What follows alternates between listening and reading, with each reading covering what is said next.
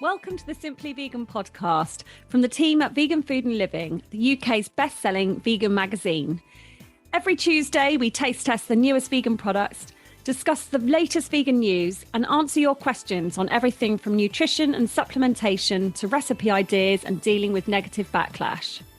Every Thursday, we speak to some of the leading names in veganism, from doctors and scientists to vegan chefs, celebrities, and authors. Head to your platform of choice to like and subscribe and stay up to date with all the latest episodes. You can also listen to us on your smart speaker or on YouTube. And don't forget to leave us a review to help spread the word and help others on their plant-powered journey. Hi, everyone. Thanks for tuning in. For today's episode, I'm joined by Amber Nuttall, who is joining us live from COP26 in Glasgow. The event's taking place up until the 12th of November. Hi, Amber. Do you want to introduce yourself for anyone that hasn't heard of you before? So I'm Amber Nuttall, and I head up sustainability and all the environmental projects at Extreme International. We came up with a kind of crazy idea, which the team embraced.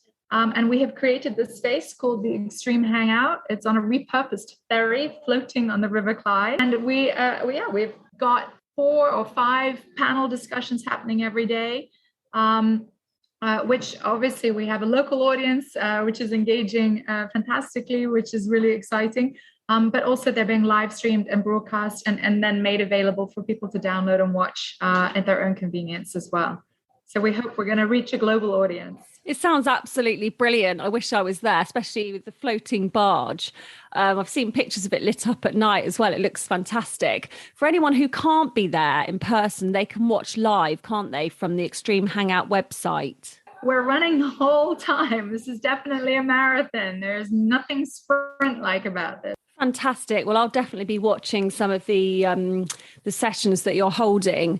How did you get into environmental activism in the first place? So I think very much, actually, we just had an amazing panel discussion with some young Indigenous peoples on stage, and they've got us all so fired up. And actually, my journey has been very similar in theirs, in the fact that we all seem to be people who feel still very much connected to nature.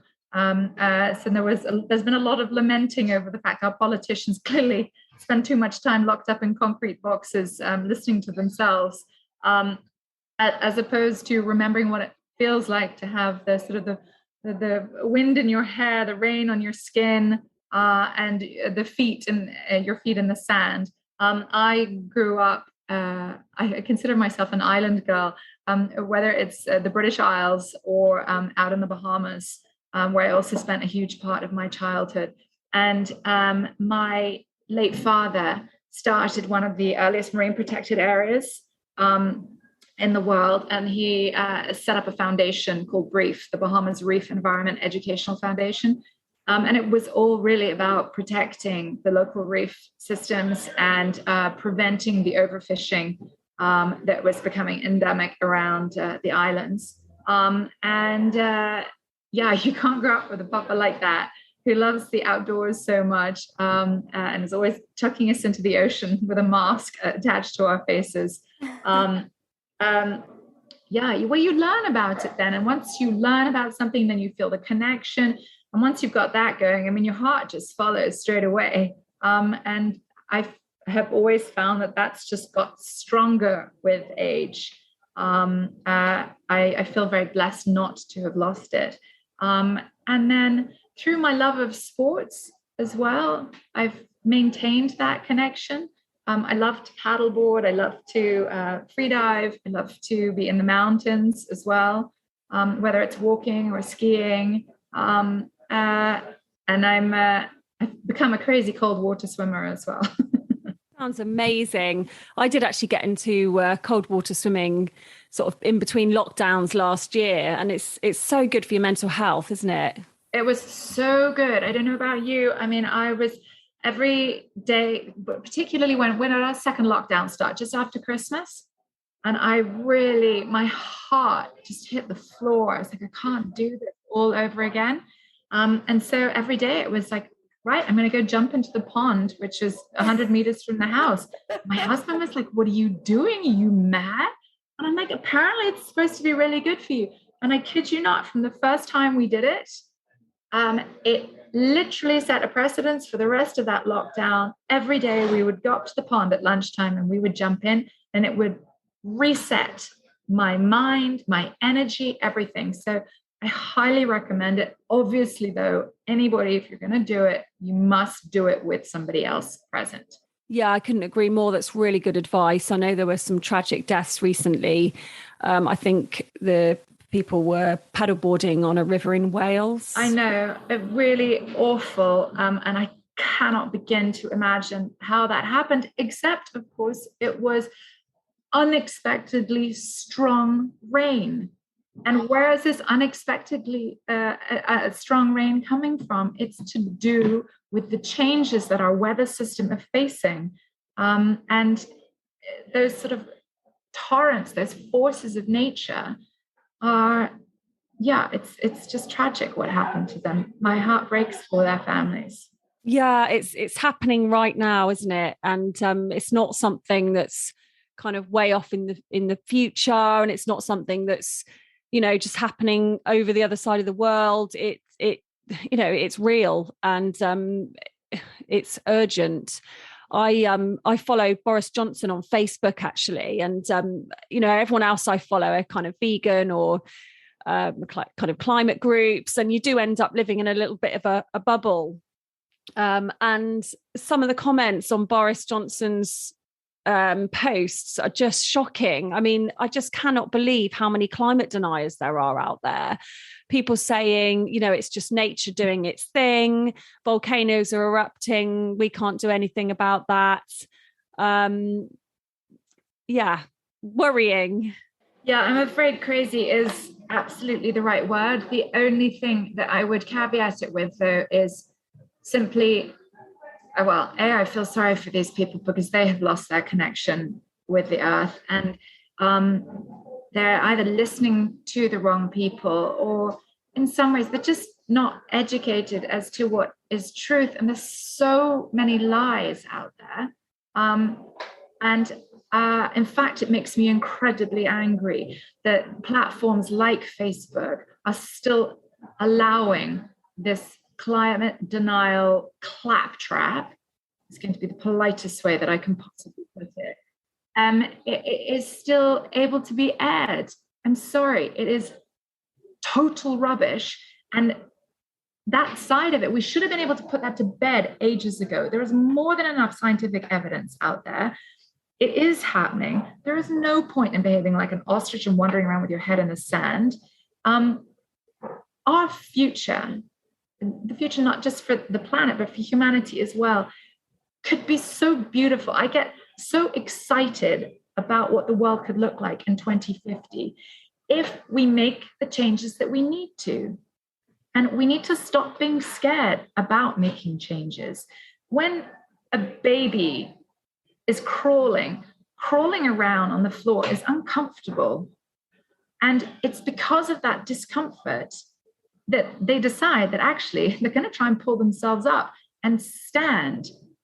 And unless we are made to feel uncomfortable in life, and I can only imagine those people feel terribly uncomfortable if they're still spouting all these lies, we're never going to change. And those of us who felt this, I mean, it feels like inner turmoil sometimes when you're facing, whether it's the plastic pollution, which is washed up around this very ferry that I'm sitting on right now. I mean, Yeah, I saw that this morning in the press.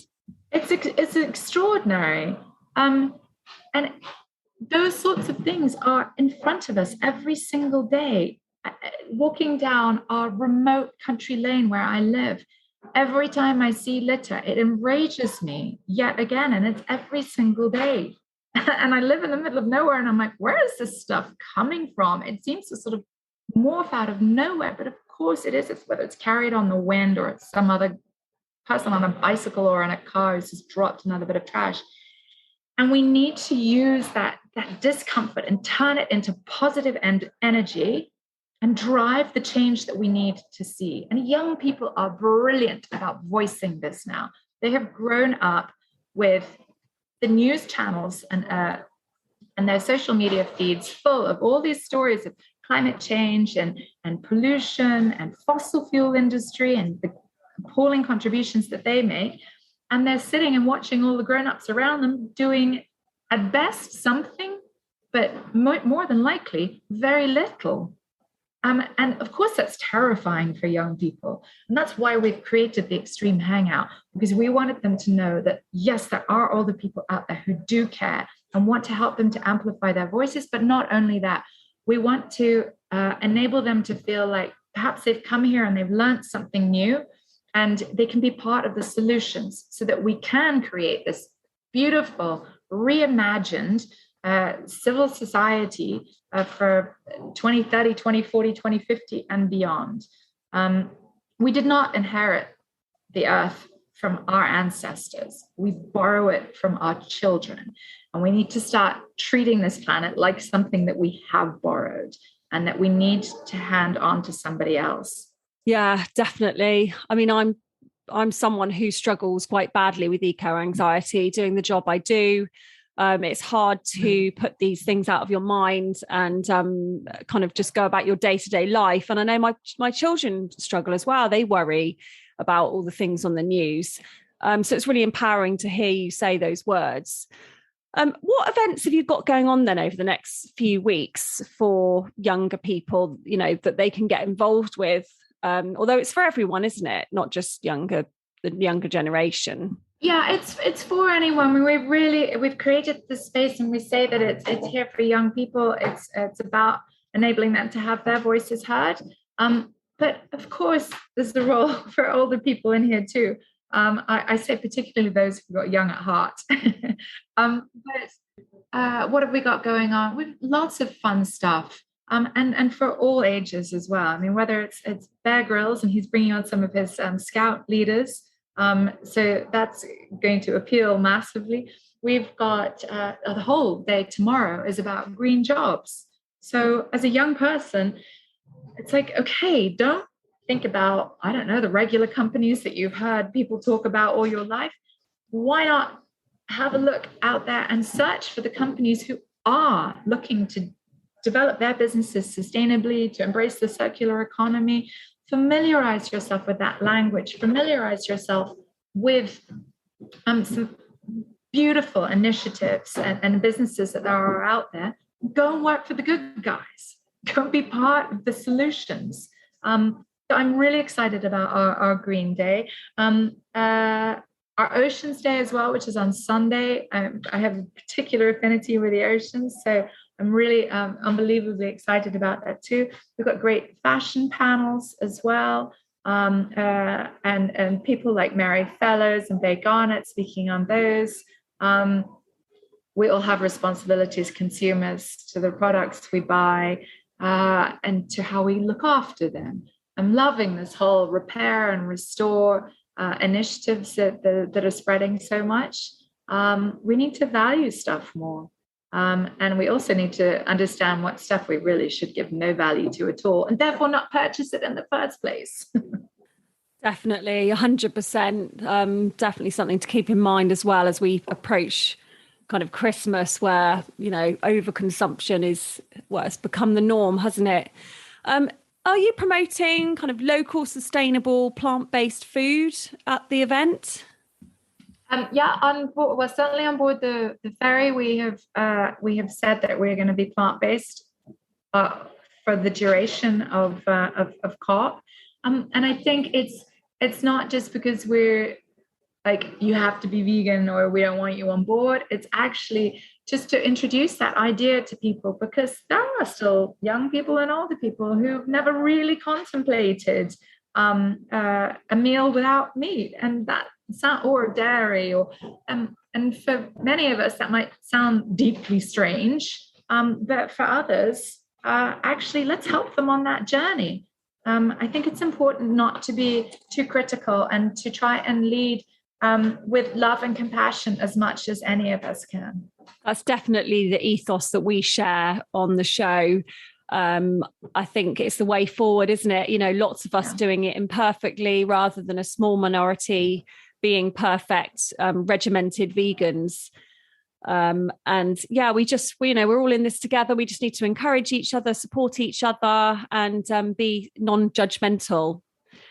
What's the atmosphere like there? I mean, it's a little bit noisy in the background, isn't it? There's obviously lots going on. Is it exciting, hopeful? Oh my God, I feel like I've been on a roller coaster already, and we've only had two panel discussions already. But I mean, literally, when the last panel left the stage, I mean, I was just so overwhelmed with emotion at that point. And the one before, there was a lot of sadness actually in that particular discussion. And I think the young people are feeling very unheard. And it was quite tragic listening to them. The panel, our first panel this morning, though, I felt was a little bit more optimistic. And in fact, we had the Minister for Environment from the Bahamas come and take part on that panel too. And it was wonderful to hear people putting real questions to him and feeling like they were brave enough. And he was charming enough to answer them the best way that he could. They were quite political answers. But I think he appreciated, and actually it was really nice to see that the questioning was very polite and respectful. And there wasn't too much also from his side trying to hide behind anything as well. But the energy overall in the main room is, I think there's so many people who are just excited to be here and feel like they are part of the future. And we want this to be the future because we're all reimagining a much better future, perhaps, than the political leaders are imagining in their concrete boxes that they're all sitting in at the moment. I mean, is there any wonder that they can't really make the right decisions? I think they all ought to be sort of taken out for a good old hike across the beautiful moors of Scotland and through the woods and the forests, and go and see beaver and red squirrels and pine martens, and then come back with wind blown hair and rain on their skins and say, yeah, actually, I feel like I'm alive. And these are the decisions that I now feel like I'm empowered to make. I think they feel too out of touch right now. Yeah, it's a brilliant image. Imagining sort of Boris and all the world leaders hiking over the moors, considering, going vegan. I know. Wouldn't it be wonderful? It'd be the best press moment ever in the whole world. But anyway, I think we'll just see the usual photo calls. Such a shame. Are you meeting with Greta at any point? I don't know. She's super welcome here. But all I'll tell you is there are, there's one Greta, and then there are thousands of other young people who have also cared enough to travel literally from. It's amazing how they have managed to get, with COVID protocols and the expense of the airline tickets and their hotels. And they have still come. There are so many of them in Glasgow. And that fills me with hope because their voices, when they're so loud and so clear, they're becoming increasingly difficult to ignore. And our purpose here at Extreme is definitely to help to amplify those and see if we can help the leaders feel brave enough to make some proper decisions. Oh, it sounds absolutely fantastic. I really wish I could be there. What advice would you give to people, to those of us who want to make a difference? Obviously, a lot of us are cutting down on meat, going vegan, which is fantastic. But what about all the other things, green energy, marine life, marine conservation? What can we do? Well, I think the most empowering thing right now is we can all educate ourselves a bit. So whether it's listening to the panel discussions, which will all be available online, and then once you've listened to those and you read stuff in the press over the coming weeks. And there's so many great films and documentaries out there to watch as well. And then to go on from there and talk to your friends, talk to your family about what you're learning. Bring it up at school. Maybe you have an environmental council at school. If not, create one. And then also think about if you're a bit older and perhaps you have a job already, is there something are there sustainable practices that you can bring into your business? Maybe if it's not a business that's going to embrace those sorts of things, well, maybe you need to leave that business. Go find yourself a job with people who are taking the steps in the right direction. We need to work for or with people who have changed or are willing to change. I reckon we just leave the dinosaurs behind. Thanks very much. I don't have time for them anymore. Do you know? That's when I start to get angry. I'm like, no, if you're still waiting for me to explain to you why you need to be doing this, then I definitely don't have time for you anymore. We're running out of time now. We need proper action. Yeah, I feel the same. I think, time has run out now. Enough of sitting around considering things. Let's see some action. I mean, look at what happened with COVID. The whole world had to sort of jump up and kind of make these massive changes. So why can't we do the same for the planet? Amber, it's been absolutely fantastic chatting to you. Thank you so much for joining us. I'll let you get back to your panel discussions now. Not at all. Total pleasure to speak with you as well.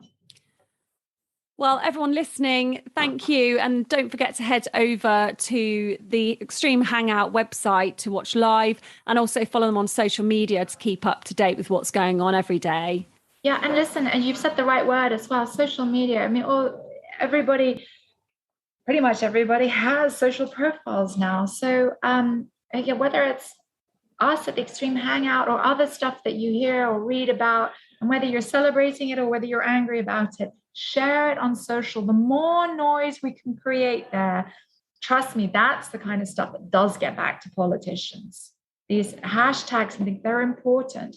So let your voices be heard. Don't feel like you're not part of the discussion, because you are. So get out there on your social media and go crazy. Yeah, definitely. Let's use our powers, our secret social media powers. Thank you so much, Amber. Well, that's it for this episode of the Simply Vegan podcast. I'll be back on Tuesday, where myself and Molly will be reviewing some exciting new products. We'll be discussing more news from COP and the vegan world in general. And we'll also be answering your questions, which you can email to us at simplyvegan@anthem.co.uk. Don't forget to like and subscribe and leave us a review. We love to hear from you. And thanks for listening.